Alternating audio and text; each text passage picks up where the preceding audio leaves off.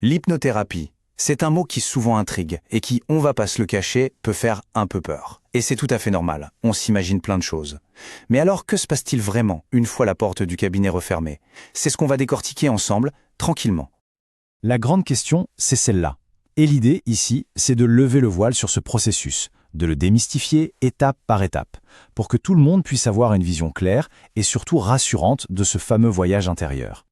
Alors, voici notre feuille de route. On va passer en revue les 5 grandes étapes d'une séance classique. Vous allez voir, c'est un processus qui est en fait très structuré, très logique et toujours bienveillant. Bon, avant toute chose, commençons par le commencement. Avant même d'imaginer pousser la porte d'un cabinet, il faut absolument tordre le cou à quelques idées reçues tenaces, celles qu'on voit souvent dans les films ou les spectacles et qui n'ont pas grand-chose à voir avec la réalité. Allez, on oublie les clichés tout de suite. Non, en hypnose, on ne perd pas le contrôle. C'est même tout l'inverse. C'est un état de concentration hyper intense, un peu comme une loupe, où la conscience est en fait décuplée. On reste totalement maître de soi, on entend tout, on perçoit tout et on peut bouger si on le souhaite. Ce n'est pas du sommeil et encore moins une perte de mémoire. Ok, maintenant qu'on a fait un peu le ménage dans les idées reçues, parlons de la préparation. Parce qu'une séance réussie, ça ne commence pas avec l'hypnose elle-même. Non, ça commence bien avant. Ça commence avec la construction d'une relation de confiance. Tout débute par un simple échange, une conversation d'environ 15 à 20 minutes. Et ce n'est pas juste une formalité, c'est le cœur du réacteur. C'est là qu'on définit les objectifs, que le praticien cherche à comprendre en profondeur ce que la personne souhaite accomplir. L'idée, c'est de créer une séance vraiment sur mesure. Et pour ça, la confiance, c'est la clé de tout. Et voilà, on y est. Le moment de plonger au cœur de l'expérience, l'entrée dans cet état qu'on appelle l'état d'hypnose. Il faut savoir que c'est une étape qui se fait toujours tout en douceur, simplement guidée par la voix du thérapeute.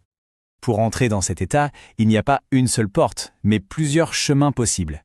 Le praticien va choisir une technique qu'on appelle une induction, qui est la plus adaptée à la personne. Ça peut être de se concentrer sur la détente de chaque muscle l'un après l'autre, ou bien d'imaginer un lieu sûr et agréable, ou encore de se focaliser sur sa propre respiration. L'objectif est toujours le même, calmer le mental et le focaliser sur une seule chose. Mais alors, concrètement, qu'est-ce qu'on ressent? Eh bien, imaginez ce moment super agréable, juste avant de vous endormir, ou qu'on est tellement absorbé par un bon film qu'on oublie tout le reste. C'est un peu ça l'état d'hypnose. Le corps est complètement détendu, mais l'esprit, lui, reste très vif, très alerte. C'est une sensation finalement très naturelle et souvent très très agréable. Pendant ce temps, le corps peut réagir. On peut sentir une certaine lourdeur, comme si on s'enfonçait confortablement dans le fauteuil, ou au contraire une légèreté, comme si on flottait. Parfois des picotements, de la chaleur. Tout ça, c'est parfaitement normal. Ce sont juste les signes que le corps et l'esprit sont en train de lâcher prise et de se détendre en profondeur. Et c'est précisément dans cet état de grande réceptivité que le vrai travail thérapeutique commence. Le thérapeute va utiliser des suggestions positives, des métaphores, des visualisations pour dialoguer directement avec l'inconscient. Prenons un exemple. Pour une personne qui a peur de parler en public, le praticien pourrait l'inviter à s'imaginer en train de faire une présentation, mais en se sentant calme, confiant et même en ressentant la fierté du succès. Ces images, une fois ancrées dans l'inconscient, deviennent de véritables moteurs de changement dans la vie de tous les jours. Bon, et pour en sortir, comment ça se passe? C'est très simple. De la même manière que l'entrée, le retour à la pleine conscience est un processus contrôlé, progressif et vraiment très doux. L'objectif, c'est que la personne se sente parfaitement bien, fraîche et dispose. En général, voilà comment ça se déroule. Le praticien utilise un décompte, souvent de 1 à 5, et chaque chiffre est une étape. À 1, on reprend conscience des bruits de la pièce. À 2, on sent l'énergie revenir, et ainsi de suite jusqu'à 5, où les yeux s'ouvrent, et on est de retour, pleinement éveillé. C'est une méthode très simple qui assure une transition en toute tranquillité. Ce qui est très important, c'est d'avoir ce qu'on appelle une sortie propre. Un bon praticien va vraiment s'assurer de bien refermer la porte de la transe pour éviter toute sensation de brouillard ou de fatigue après. Le but, c'est de repartir avec les idées claires, bien ancrées et rafraîchies.